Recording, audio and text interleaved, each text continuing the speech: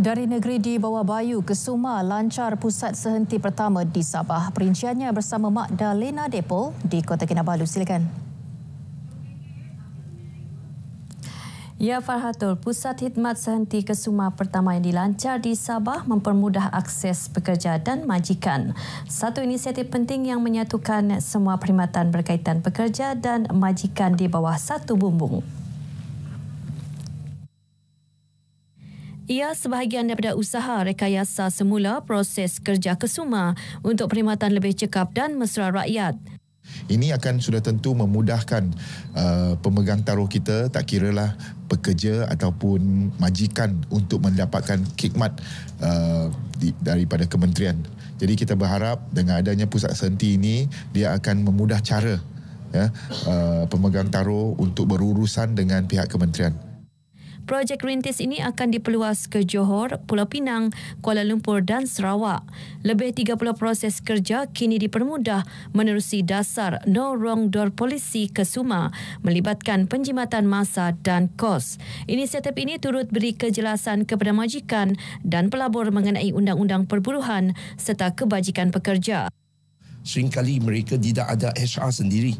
So mungkin orang tidak tahu apakah law yang terkini, undang-undang yang terkini, apakah perundangan yang mereka mungkin salah laku. So mereka boleh datang ke sini untuk mendapat maklumat ataupun mendapat nasihat. Pelancaran pusat pertama seumpamanya di Sabah menjadi titik tolak kepada sistem penyampaian lebih holistik dan efisien. Sabah menegaskan komitmen memperkasa kesatuan sekerja sebagai rakan strategik dalam membentuk dasar ekonomi dan pekerjaan masa depan. Ketua Menteri Datuk Seri Panglima Haji Jinur berkata suara kesatuan penting dalam memastikan pembangunan negeri yang inklusif dan lestari. Beliau mahu Sabah menjadi contoh negeri yang menjana ekonomi kukuh sambil menegakkan hak pekerja. Sabah kini mempunyai lebih 1.7 juta tenaga buruh dan 92 kesatuan berdaftar melibatkan lebih 60,000 ahli. Di bawah Hala 7 Sabah Maju Jaya, kerajaan negeri turut memperluas perlindungan sosial kepada sektor informal melalui kerjasama dengan Kementerian Sumber Manusia. Jeti Markas Wilayah Laut 2 Mawila 2 di Sandakan yang sepatutnya siap 13 Jun lalu dijangka siap sepenuhnya 18 Disember depan. Timbalan Menteri Kerja Raya Datuk Seri Ahmad Maslan memaklumkan demikian ketika lawatan kerjanya di Sandakan. Kelewatan projek berkenaan disebabkan terdapat perubahan dan penambahbaikan kepada reka bentuk jeti. Tarikh baru untuk siap selepas extension of time nombor 1 ialah 18 Disember 2025 dan jumlah kontrak ialah 123 juta, 123. To be exact 122.99, jadi 123 lah dibundarkan.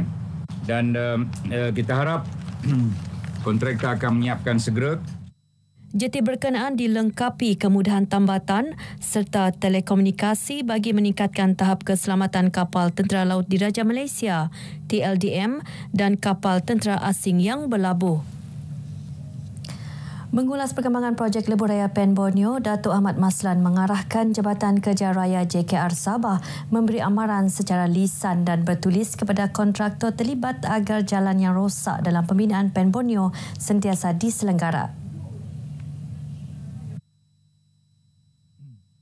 Kontraktor hendaklah melakukan apa yang telah dinyatakan dalam kontrak yang telah mereka tandatangani. Membaiki jalan-jalan, menutup lubang-lubang dan melakukan TMP, Traffic Management Plan yang berkesan supaya tidak berlaku kesesakan, jalan jam di kawasan-kawasan tertentu di mana Lebuh Raya Pen Borneo ini sedang dibina. Sekiranya kontraktor gagal, pihak ketiga akan dilantik dan proses pembayaran menjadi tanggungjawab kontraktor terlibat. Setakat ini hanya 4 pakej lebuh raya Pen Borneo siap sepenuhnya dengan 3 laluan pakej menjadi rungutan pengguna akibat kerosakan dan tidak diselenggara dengan baik, iaitu pakej Batu 32 Moinod yang 32% siap, Moinod Sapi Nangoh 76% siap dan Sapi Nangoh Sungai Bauto 56% siap. Daerah Telupit akan menjadi sebuah kawasan tumpuan transit pengguna jalan raya. Ia berikutan Telupit menjadi sebahagian laluan Pen Borneo yang menghubungkan pantai barat dan timur Sabah, menjadikannya lokasi strategik persinggahan orang ramai. Justru Adun Telupit Datuk Dr. Johnny Bon J. Kurum berkata naik taraf prasarana dan pewujudan bandar baharu di kawasan lebih terancang akan merancakkan lagi ekonomi penduduk setempat. Pen Borneo ini menjadi laluan utama, sudah tentu Telupit ini akan menjadi transit untuk kenderaan darat dan ini akan secara langsung dapat mengembangkan ekonomi, seterusnya dapat memberi peluang-peluang pekerjaan kepada orang-orang kita di daerah Telupit.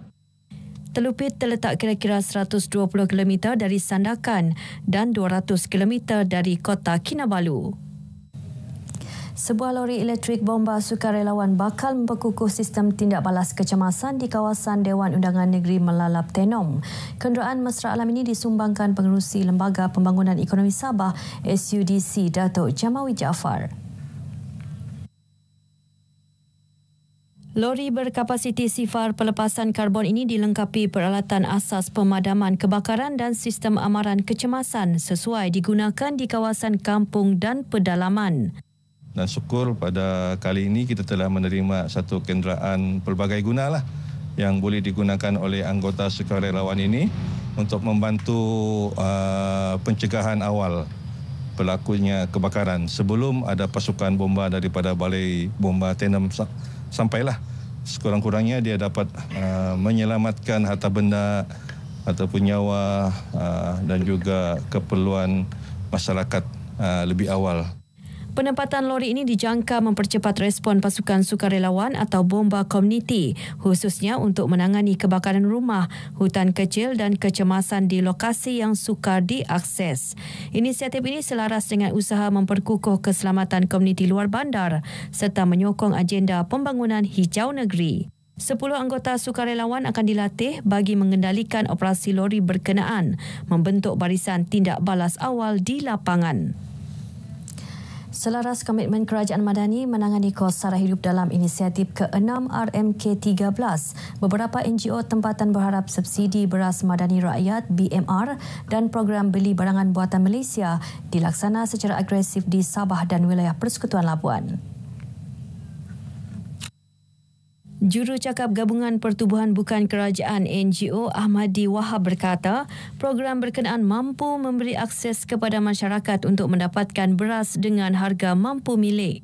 Oleh itu, diharap agar program subsidi BMR serta kempen beli produk tempatan diperluaskan ke Sabah dan Labuan bagi memastikan manfaat berikut dapat dinikmati demi memastikan ekonomi setempat yang lebih kukuh.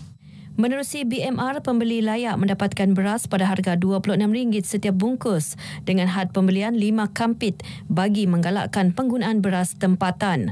Manakala kempen beli barangan Malaysia KBBM 2025 bertemakan Jom Beli Lokal dilihat mampu meningkatkan perbelanjaan domestik sekaligus mengurangkan kebergantungan barangan import. Hari Peladang Penternak dan Nelayan Kebangsaan HPPNK 2025 menerima sambutan menggalakkan serta reaksi positif daripada pengunjung dan peserta yang hadir. Majoriti pengunjung menzahirkan rasa gembira dan berpuas hati terhadap penganjuran program yang menampilkan pelbagai hasil serta potensi besar dalam sektor agromakanan negara. Saya rasa gembira lah nampak apa-apa dari semua negeri-negeri yang terlibat. Jadi nampak apa yang mereka ada. Ada yang macam produk dari negeri-negeri, setiap negeri itu. Jadi kau tahu apa yang keluaran dari negeri diorang. Di sini banyak ilmu. Bukan saja ilmu industri, pertanian, banyaklah. Kalau saya sebut satu persatu, terlalu banyak di sini. Pasal ini peringkat kebangsaan. Bagi saya, dia sangat-sangat berguna kepada orang Sabah. Alhamdulillah banyak peminatnya, pembelinya. Karena itu berarti membantu kami untuk penjualan di produk Sabah menjadi banyak, lebih memperluas lagi peminatnya. Harapan saya kok bisa dari KJRI atau bina-binaan lain bisa membantu UKM kita biar lebih maju lagi, bisa ekspor lagi ke depannya. Kita dapat perkenalkanlah negeri-negeri lain ke kita punya negeri Sabah. Lagi di Sabah pun dia selain daripada agro pelancongan, macam-macam juga lah yang terdapat ada di Sabah ni.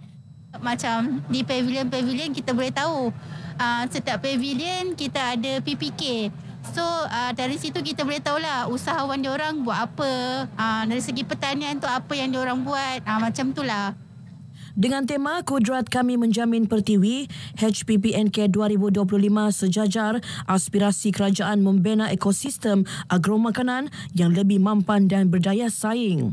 HPPNK 2025 turut menjadi platform dinamik untuk perkongsian ilmu, promosi produk tempatan dan pengembangan pasaran ke peringkat antarabangsa. Baik, sekian perkongsian dari Negeri di Bawah Bayu. Kembali bersama Perhatul untuk lebih banyak perkembangan semasa dalam negara. Malaysia Madani, rakyat disantuni. Baik, terima kasih Madalena.